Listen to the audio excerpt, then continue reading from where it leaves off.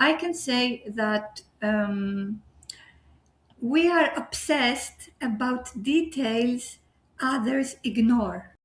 What I mean by that, we care a lot about people. So we see them as our family, as our friends.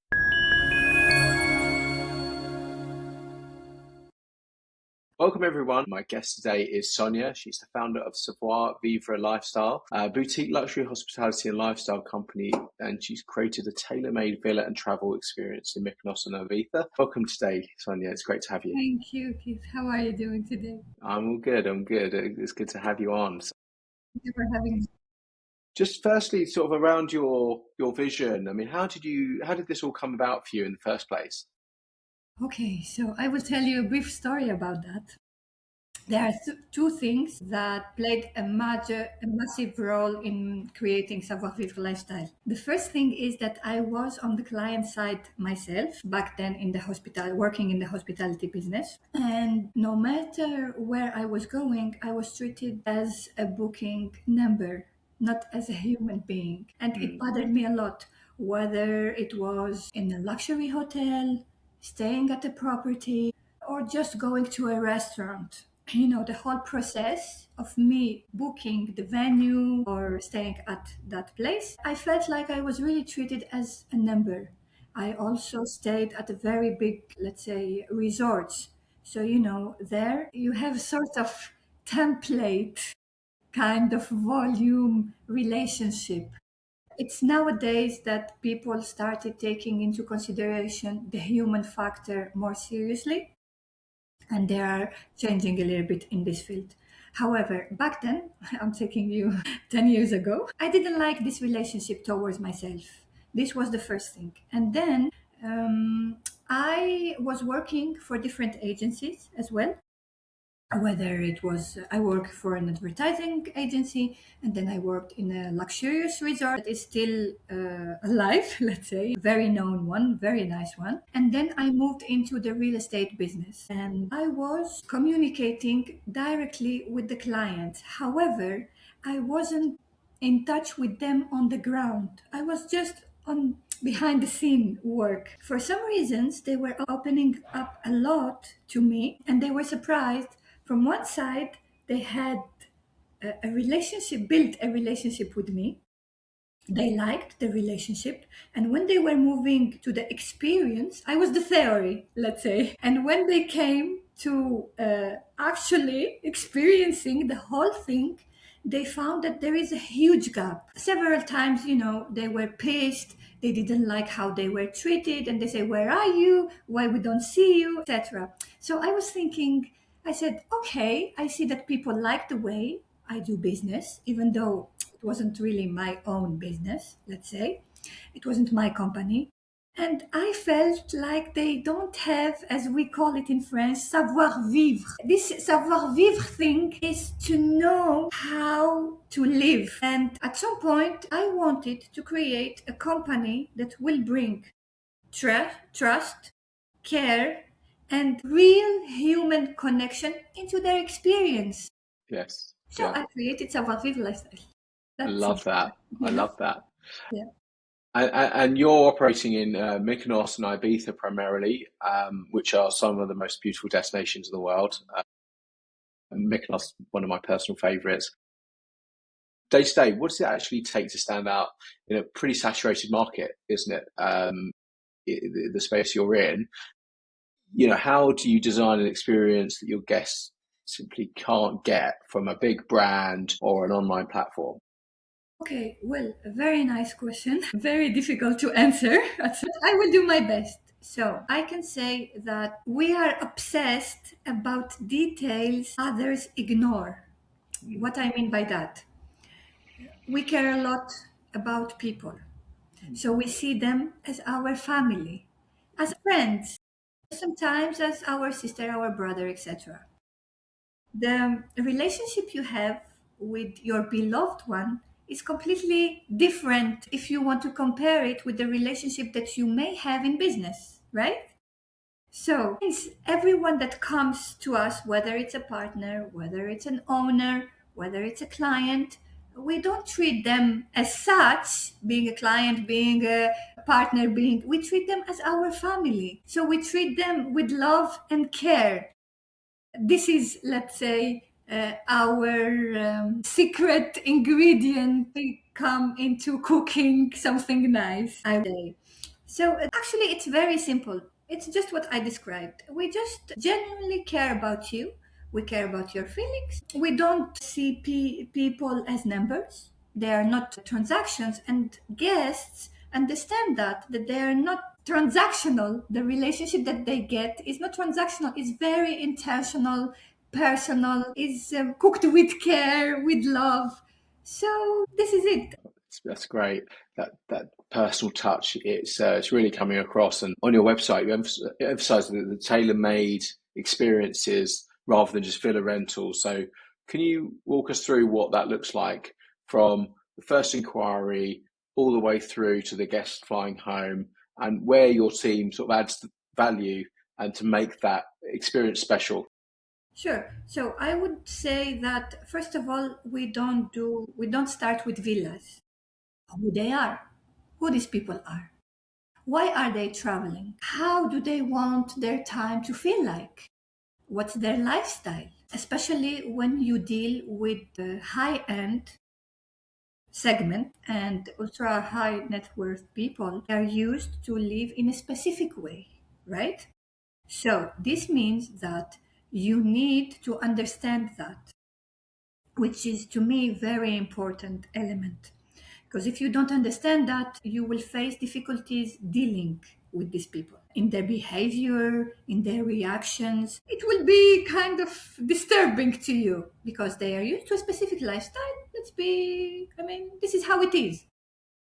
So, taking into consideration all this, listening carefully to them, what they really want, nowadays it's very difficult to find someone who really listens to you, who really cares about you, about your feeling. There are people facing very difficult years. They come to relax, to reset, to change their mood. You need to take this into consideration as well. You cannot just say to yourself, okay, I have an inquiry, fine. They want a 5 bedroom villa, oceanfront, and that's it. No, it's more than that. So this is the process that we go through. We try to our best to understand the person we have in front of us, even though sometimes the person does not see us. So this is the first thing. The second thing is that once we have understood what we have in front of us and what they want, we will select thoughtfully a bunch of properties. We will design an experience that we believe will fit best based on their lifestyle, based on their demand, based on their feelings. And then when they will come, we are on the ground, we are caring, we are present. I would say that we are visible but discreet. I will give you an example. Maybe we have a group of friends and we have couples among them, and they come with their girlfriends.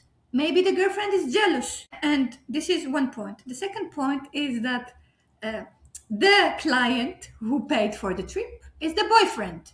The boyfriend wants 24-hour service, but the girlfriend is jealous. So it makes no sense for my team, especially if I have girls working within my team, to be there around 24/7, right? Yeah, yeah, The girls will get bananas. He will freak out. I don't want that.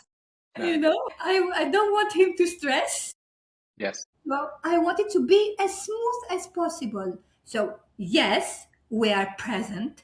Yes, we are visible, but we are super discreet. We won't bother you. When you say you want us to be 24/7, it doesn't mean that we are stuck on you 24/7. It means that things are going smoothly, they are flowing, and you don't see us. And when it's needed, of course, you will see us.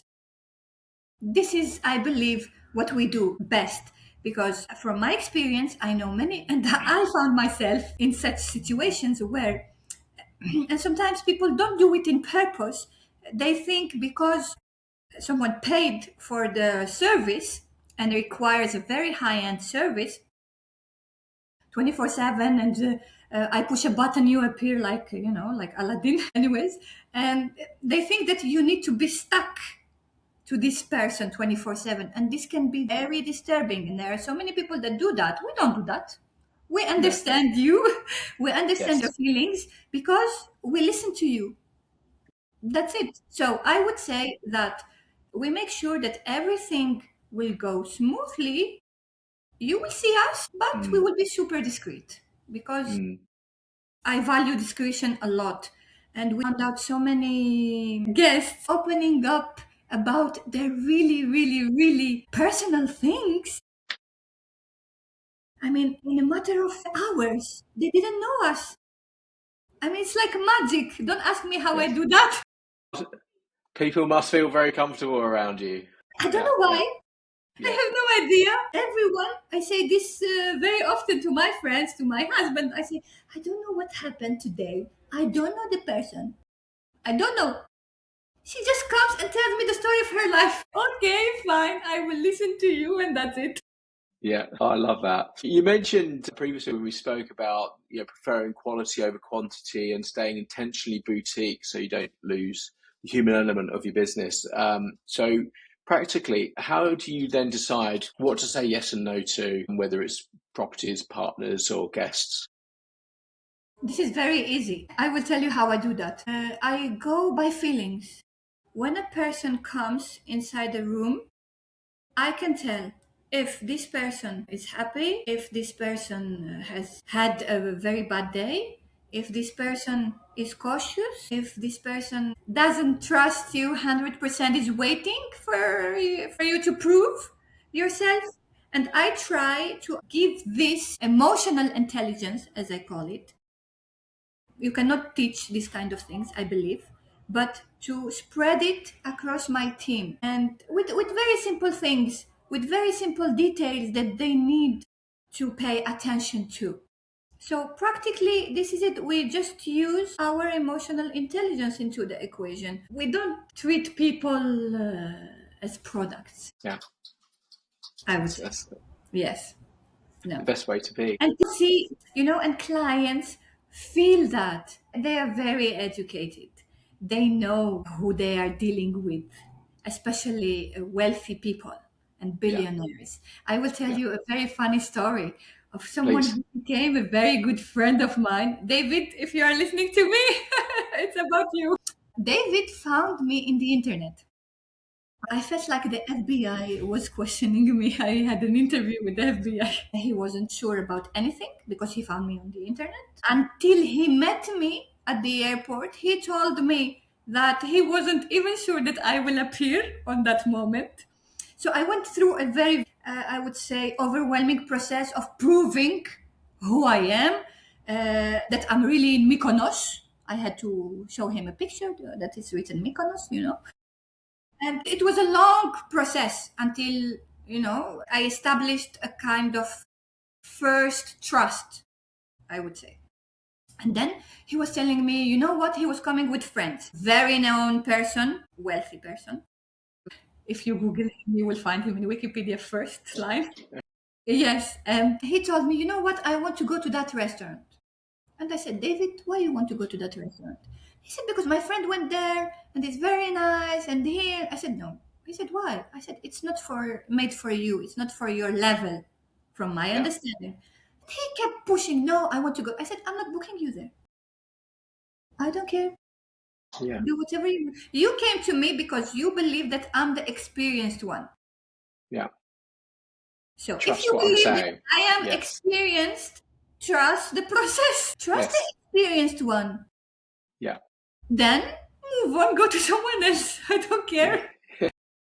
Let me do my job. Let me do what I know best. Did he listen to you? Did he go? I tell you. He said, okay, I'm not going there. Fine. Then one day, he texted me. He said, Sonia, hi. Guess what? Look where I am. And he sends me a video of the restaurant where I told him not to go and where I told him that I don't want to book you there. look how cheap it is.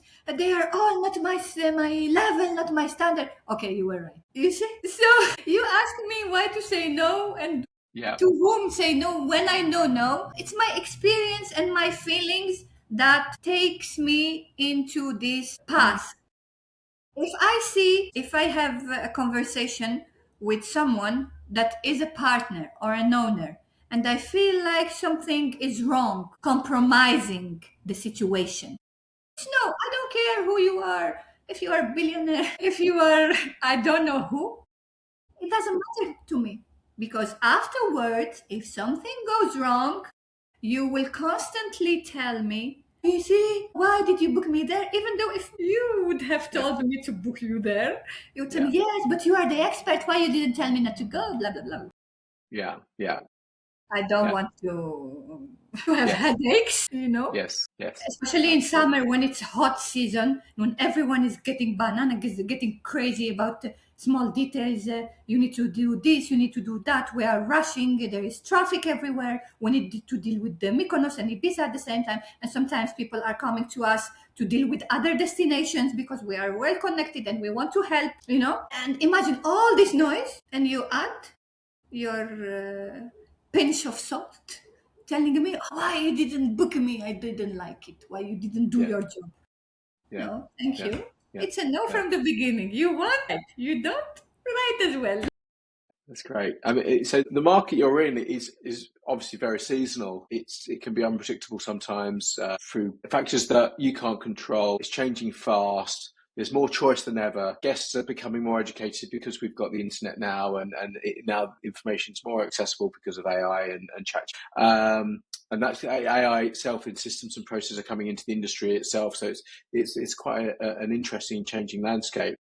Over the next 12 to 18 months, what do you feel are the challenges that you're going to be most aware of or most afraid of, uh, and thinking about adapting and developing the business without losing your core values? Well, I love challenges in general.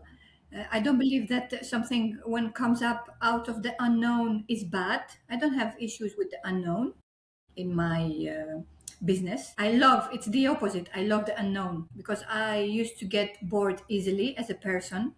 And you know, it's like you need all the time to be entertained.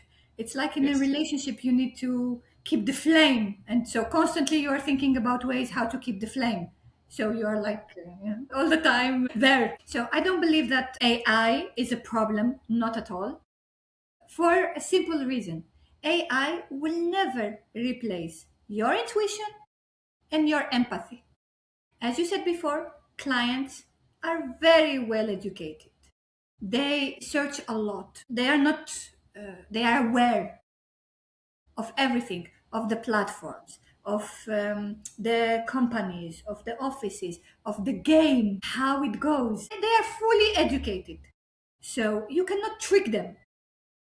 AI will never replace my intuition, the intuition of my team, will never replace our empathy. So, of course, AI is a tool that will help us a lot at so many levels. At the back end level, now 100%, no, it won't replace the human factor, which we value a lot. So, I don't see it as a threat. So I'm perfectly fine with that. You have challenges, of course. I will tell you what sort of challenges is that you never know how the season will be, whether it's in Mykonos, whether it's in Ibiza, anywhere. Seasonal destination, it's like the weather. You don't know. It might rain, and after 5 minutes, it's sunny. So you better be equipped with the right clothes. So we are equipped with the right tools, and which are these tools is our emotional intelligence, our empathy, our care, our love. We are extremely good, I would say, to what we are doing because we really care, we really listen to you, we don't treat you as a number. We don't care about numbers. That's why the challenges that are coming, we don't see them as challenges. Now, of course, one season can be very bad, but this is how it goes. I mean, this is how life is. It's ups and downs. You cannot control something that you cannot control. I mean, you cannot control how the season will go. You can control how you react to this. So, as long as you see it as a lesson, it's a good thing to learn. It's an opportunity. Then whatever comes doesn't scare you. And to be honest, I'm quite happy that we are living in a world where we see every day the technology is moving forward, there are developments. Imagine if we were like 100 years before, we wouldn't be speaking now. I cannot do my work. I will have just an office and I will need just to print ads and go outside and someone to distribute them, which some companies are doing still this. It benefit them, of course, but for my business, it doesn't work like that.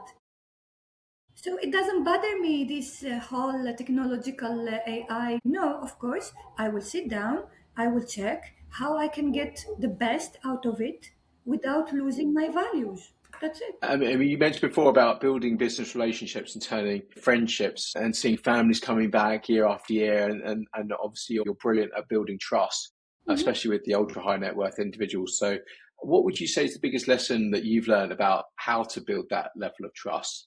Where does that come from?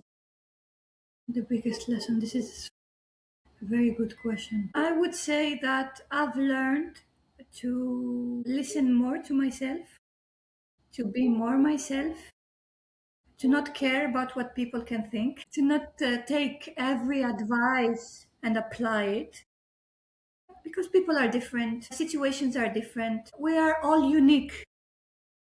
I can say with confidence that this is how it is, we are all unique. So the way I treat you is different. We can have the same office. Take office A, we will name it office A, and Savoir Vivre Lifestyle, Sonia representing and the team, etc. So we do the same business exactly. We have exactly the same villas in our portfolio, right? But they don't have Sonia. Sonia is different than the other person. I'm unique. We're not Yeah. robots. We're not. So we cannot be 100% the same. We can have some similarities, of course, meaning we are respectful, we take care of people, but the way we do it is completely different than the other person, the other office, the other company, the other business, etc. Mm, How we make people feel mm, is different than how they make people feel. I really insist about that because I had terrible issues concerning this matter. I really believe, and I see it more and more, unfortunately, that people don't know how to listen. They don't mm, know. We all say, in any industry, we say, you need to listen to your audience. But when you are a child, no one tells you how to listen. They just what your mom used to tell you. Oh, you're not listening to me. Listen to me now. I say this sometimes to my kids. and they still don't listen. Yes, I say, why aren't you listening to me? Sometimes I am not perfect. No, I'm not saying that. I am still on a learning process. I'm constantly learning, and I can say that now that the moment we are speaking, my capabilities and abilities of listening are way better than when I started my business. When I started my business, I was listening to everyone. First thing, everyone. I was saying, he did that, maybe I should try that. I will do this, maybe. And then I got confused and I lost myself. So it was so much noise inside of my head. And the moment I cut out the noise, everything shifted. And I started slowly learning how to do me. And it doesn't matter if the volume is not there, but I've seen that the value is there. Yes. Yeah. I Yeah. mean, you need to be on a very high level of trust. I'm extremely consistent on what I say. You can ask me the same question in 1 month, in 1 year, I will respond the same. And someone is consistent, you trust this person. Plus, what makes you being loyal to this person apart from the trust? is the personality, is how they make you feel. So these two combined, you got the perfect combination. So when you just listen to yourself and do yourself, this makes you stand out from the crowd, and this is what Yeah. we do. That's simple. Yeah. Um, Looking ahead, your future success as you grow and you build. Imagine the business in say 3 to 5 years from now. What would success look like for you personally? Not just in revenue, but how you spend time with your kids, and then how the business is developing and the experiences that your guests are having with your team. I would say that I would be more selective with my time and energy. I wouldn't just spend my energy like that Mm. with people that don't deserve it, applied in the business side. Before, I cared a lot about how many villas I will have in my portfolio, how many people I will be dealing with, and I was losing a lot of, as I said before, of my inner self, of my energy. So I would say that I would be more careful, more cautious with my energy, with the energy of my team, because sometimes it can get really tough, really intense in this business. And they are very caring, very loving people. They apply this love and this care with the partners, with the owners, with the guests that we call our family. And as I say, always, people will not remember where they stayed. They will remember how you made them feel. Yes. And this is Yeah. very nice feeling. It's rewarding when I sit down and I see that people that have never saw me before, and just because they stayed maybe 3 days, maybe a week, maybe a month, come back and give me their news. They share with me Spotify Mhm. playlists. They send me pictures of them going somewhere else, telling me, I know here there is no Sonia, something like this. It's very rewarding. And when I see all this love coming back to me, Mm. I feel that, it's enough for me. I don't need to be a huge multi millionaire company, right? I would say a boutique agency that is trying to do its best to take care of you, to make sure that you are treated the way you need to be treated. Not because of your money, but because of who you are. This is more important to me, that I leave maybe a small or a big imprint in your life. You would remember me, you will remember my team, you will remember Ibiza or Mykonos, and you will laugh and you would say, "Ah, we did this, we did that. It was so funny, and we want to come back." You will recommend our agency to someone else because you know 100% that no matter who you are, no matter your status, no matter how much you have in your bank account, uh, it's not this important for us. The most important is you and how you feel. So this is how I see the business. I see it more energy focused, of course, making people remembering us.